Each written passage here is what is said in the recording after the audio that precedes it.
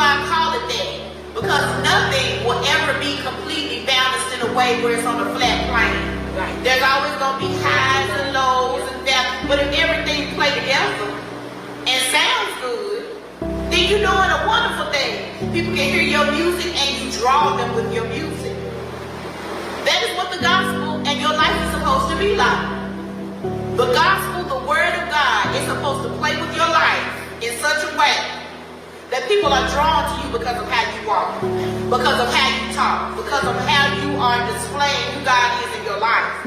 But what happens is, we want to take a solo rap. You want to use your personal self and your life to do what you want to do because I got the power and the authority. So you take the solo and put God in the background. So then when you fall because you didn't write the song, God did. So when you miss a note or miss a step or miss a word, you got the accuser saying, see, I knew you wasn't right. Yeah. I knew you didn't write this song. You plagiarized.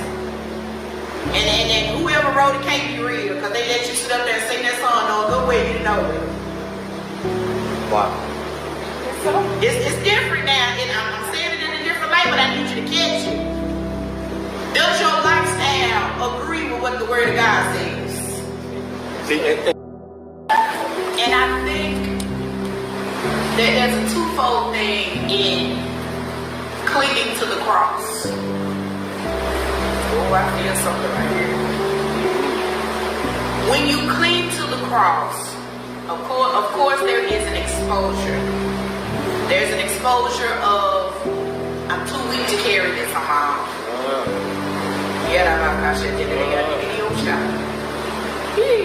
There is an exposure of, I don't understand. There is a lot of exposure when it comes to that cross.